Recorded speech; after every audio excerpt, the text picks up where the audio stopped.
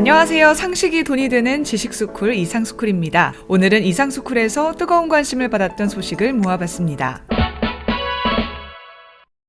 South Korea has been ranked number one by Bloomberg on its list of the world's 60 most innovative economies. 지난 2일 미국 최대 경제신문 그룹 블룸버그가 2021년 혁신지수를 발표했습니다. 블룸버그 통신은 매년 60개국에 대한 혁신력을 산정해 발표하는데요. 우리나라가 세계 1위를 차지하며 전년보다 한 단계 순위 상승했습니다.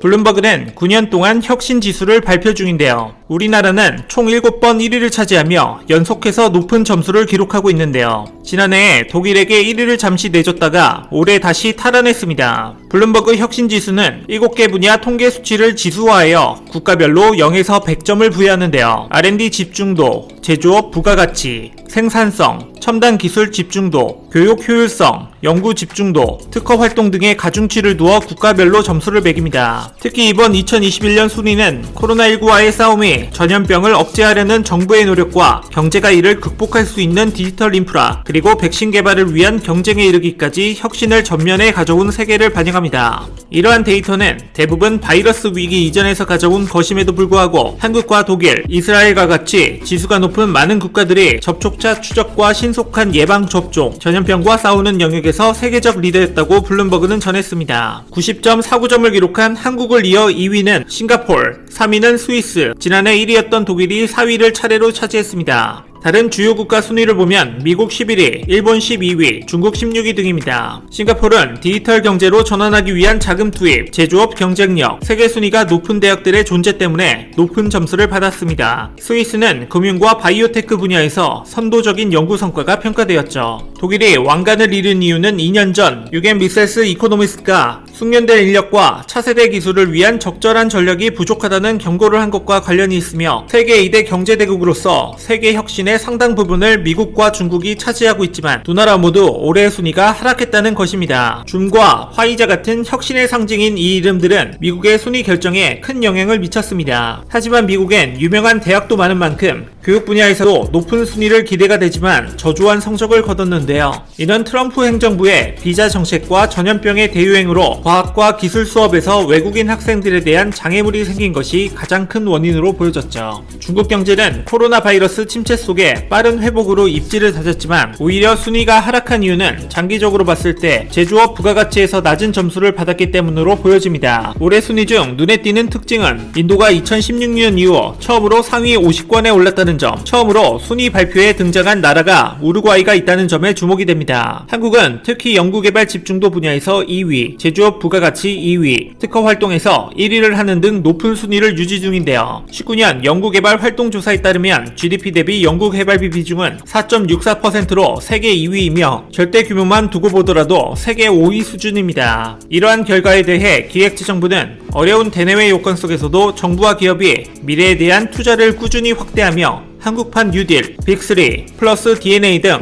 혁신 성장을 중점으로 추진한 결과라고 판단했습니다. 덧붙여 2021년 디지털 뉴딜에 12.7조 원, 그린 뉴딜에 13.2조 원을 투자하는 등 앞으로도 계속 한국판 뉴딜과 빅3 산업 추진 가속화를 위한 노력을 지속하겠다고 밝혔습니다. 뿐만 아니라 AI 대학원 확대, 인재 양성 마스터 플랜을 통한 혁신 인재 양성에 힘쓰고 연구개발 샌드박스 도입, 혁신 조달 성과 확대 등을 통해 민간 투자를 촉진하고 규제 혁신 성과 창출에도 힘쓰겠다고 전했습니다.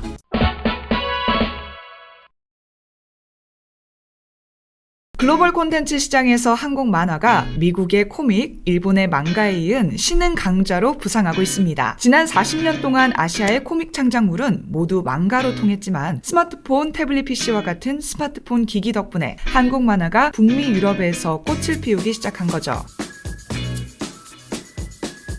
웹툰은 웹과 카툰을 합친 한국식 신조어인데요. 한국 만화의 세계 진출을 뒷받침한 것은 네이버 웹툰, 피코마, 코미코 등 한국 3대 웹툰 플랫폼 기업이죠. 이들은 손쉽게 작품 열람이 가능한 스마트폰 앱 서비스를 제공해 세계에서 인기를 끌고 있습니다. 네이버 웹툰은 100개국이 넘는 나라에서 구글 앱장터 만화 카테고리 1위를 기록하고 있죠. K-웹툰의 글로벌 진출 신호탄이 된 작품은 시네탑 애니메이션이었는데요. 시네탑은 최근 게임스톱 사태를 이끈 미국 최대 온라인 커뮤니티 레딧의 주간 애니메이션 랭킹 순위에서 지난해 5월 1위를 기록했습니다. 한국 만화를 원작으로 원작으로 한 애니메이션이 1위에 오른 것은 신의 탑이 처음인데요. 해당 순위는 애니메이션 마니아들이 매긴 평점과 관심도를 계량화한 것으로 최신 트렌드의 척도로 통하죠. 필명으로 시우, 이종희 작가의 신의 탑은 주인공인 소년 밤이 소녀 라헬을 찾아 탑에 오르는 판타지물로 네이버 웹툰에서 10년이 넘게 연재돼 왔죠. 이 작품은 영어, 중국어, 일본어 등 11개 언어로 번역되어 세계인의 사랑을 받고 있습니다. 노블레스와 가로브 하이스쿨도 신의 탑 못지않은 인기를 끌고 있고요. 한국 웹툰은 만화 천국으로 불리는 일본 시장에서도 급속히 성장하고 있는데요. 네이버의 인기 웹툰은 연달아 애니메이션으로 제작돼 현지에서 방영되기 시작했고, 카카오의 만화의 피코마는 지난해 7월 일본에서 월간 매출 1위를 기록하기도 했습니다. 세계 1위, 약 6조 규모의 일본 만화 시장에서 이 같은 성과를 기록했다는 건 엄청난 일이죠. 다음 웹툰 이태원 클라스는 일본에서 뒤늦게 주목을 받았죠. 이태원 클라스는 2017년 일본에서 롯본기 클라스라는 제목의 웹툰으로 출시됐는데, 롯본기 클라스는 지난해 드라마 이태원 클라스가 넷플릭스를 통해 일본에서 큰 인기를 끌면서 3년 뒤에야 빛을 발하게 됐습니다. 일본 요미우리 신문은 과거 한국 정부가 한국 만화를 세계에 보급하기 위해 진흥책을 추진하고 있다면서 한국 웹툰 서비스를 소개하며 일본 작품보다 인기가 많은 한국 만화도 있다고 보도했었는데요. 이에 일부 일본인들은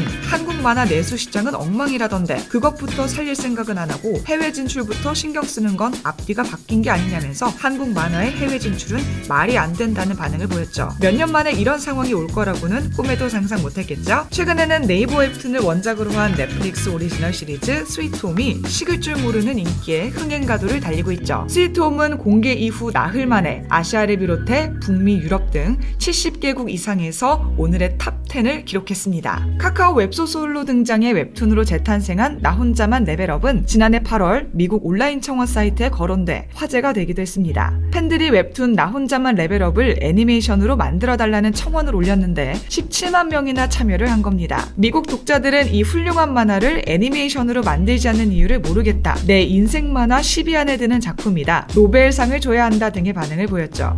K-웹툰 기반의 콘텐츠들이 글로벌에서 잇따라 흥행한 것은 독보적인 국내 웹툰 시스템의 산물이라는 분석이죠. 웹툰이라는 플랫폼을 통해 누구나 작품을 그려낼 수 있도록 문을 활짝 열어둔 덕분에 참신하고 흥미로운 소재들이 쏟아져 나왔고, 좋은 작품들은 자연스럽게 2차 창작으로 이어지게 됐습니다. 한국 만화는 독특한 세계관에 치우친 일본 망가와 달리 일상과 현실의 다양한 주제를 담은 작품들이 많아 드라마나 영화화에 유리하다는 게 강점이죠. 올해는 지난해보다 글로벌 진출에 더 속도를 낼 것으로 보입니다. 네이버는 미국 법인 웹툰 엔터테인먼트 아래 한국, 일본, 중국 등 각지 법인을 두어 아시아, 북미를 넘어 유럽과 남미 지역으로도 사업을 본격적으로 확대할 계획입니다. 당장 네이버 웹툰 지금 우리 학교는과 지옥이 넷플릭스 오리지널 시리즈로 제작돼 전 세계에 방영될 예정이죠. 카카오는 올해 카카오 페이지 대만과 태국 서비스를 출시 준비 중입니다. 카카오 페이지가 지난해 지분을 인수한 북미 웹툰 플랫폼 타파스와의 시너지도 기대됩니다. 올해는 오는 2월 중으로 다음 웹툰 경이로운 소문의 영문 버전을 출시할 계획이라고 합니다. 많은 전문가들은 한국의 K-웹툰이 새로운 한류를 이끌 것으로 보고 있습니다. 한국 특유의 정서가 담겨있는 K-웹툰, 글로벌 시장에서 더 사랑받아 시장 규모 1위까지 차지하길 바라봅니다.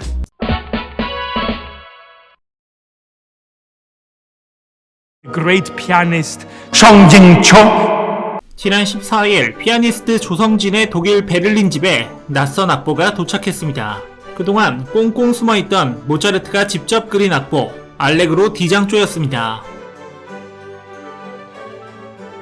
조성진은 6일 만에 처음 본 이 악보를 모두 외우고 지난 20일 모차르트의 고향인 짤츠부르크 모차르테움 대공연장에서 연주를 했습니다. 이 연주회는 사전 녹화되어 모차르트의 256번째 생일인 지난 27일 온라인을 통해 전 세계에 울려 퍼졌죠. 조성진이 초연한 알레그로 D장조는 94초가량의 피아노 독주곡으로 모차르트가 1773년 이탈리아 여행 도중에 작곡한 것으로 추정됩니다. 어린 모차르트는 1781년 빈에 정착하기 전까지 궁중음악가로 직장을 구하기 위해 아버지 레오폴드와 함께 유럽 전역을 돌아다녔는데 당시 갑자기 나타난 어린 천재에 기존의 음악계가 불안에 휩싸입니다. 모차르트 취업에 결정권을 쥐고 있던 마리아 테레지아 합스부르크 공국 황후는 거지처럼 떠돌아다니는 사람들을 궁중에 들을 이유가 없다며 사실상 블랙리스트에 모차르트 부자의 이름을 올렸습니다. 음악학자 이성률은 모차르트 부자는 취업을 위해 로마, 밀라노, 볼로냐를 여행했지만 결국 좋은 기회를 잡지 못했다고 설명했습니다. 알레그로 디장조는 이러한 좌절을 경험한 10대 작곡가가 쓴 밝고 경쾌한 작품인 거죠. 원곡의 악보가 한번 접혀 있다는 사실도 특이한데요. 모차르트가 이탈리아 여행 도중에 작곡해서 악보를 접은 뒤 봉투에 넣어서 잘츠부르크의 누나 넷나늘에게 보냈을 것이라고 추정하고 있습니다. 지금까지 알려진 모차르트의 작품은 600곡이 넘는데 그중 생전에 출판된 작품은 144곡뿐입니다. 당시 작품을 인쇄해 기록하는 일이 드물었지만 모차르트는 방대한 양의 출판되지 않은 악보를 남겼습니다. 이 중 완성되지 않은 스케치 형식도 포함됐죠. 음악학자 강용식의 말에 따르면 제2차 세계대전으로 인해 모차르트 악보가 많이 흩어졌을 거라 합니다. 이번 작품의 경우에도 모차르트가 자신의 막내 아들에게 물려줬는데 이후 경매에서 여러 차례 판매됐던 것으로 파악됐습니다. 이후 파리의 한 미술 상인이 가지고 있던 것을 2018년 재단이 구입해서 뒤늦게 세상에 공개된 거죠. 모차르테움 재단 수석연구원은 우리 재단은 모차르트에 대해 누구보다 잘 알고 있지만 악보의 진위 여부를 명확하게 가리기 위해 4명의 전문가들의 자문을 통해 진품 검증을 마쳤다고 했습니다. 당초 이 곡의 초연은 모차르트 전문연구원이자 건반 연주자인 미국의 로버트 레빈 하버드대 명예교수가 맡을 예정이었습니다. 하지만 지난해 코로나 바이러스 여파로 하늘길이 막히자 모차르테움 재단에서는 2015년 쇼팽 콩쿠르 우승자인 조성진에게 긴급 도움을 요청했습니다. 조성진은 2018년 모차르트의 피아노 협주곡 20번과 소나타 3번, 12번으로 음반을 발표한 만큼 작곡가에게 애착을 지니고 있기 때문이죠. 조성진은 이날 모차르트의 피아노 소나타 12번과 핀피넬라, 알레그로 C장조를 연주한 뒤 알레그로 D장조로 연주를 마무리했습니다. 연주 후 진행자인 테너 롤란도 비아소는 완전히 새로운 모차르트의 음악 세계를 만났다며 아름다운 이 작품을 한 번 더 듣고 싶다고 말했고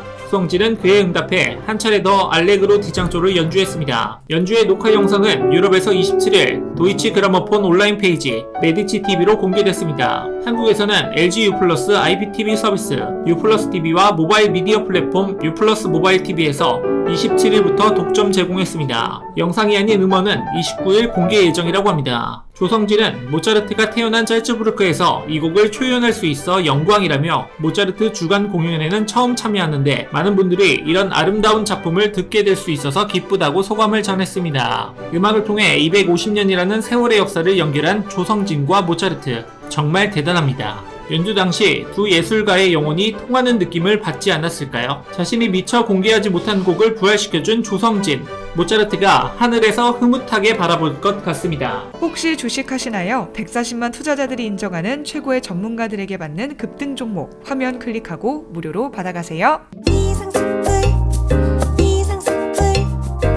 주식을 모르면 이상스쿨. 주식 모르니 이상스쿨.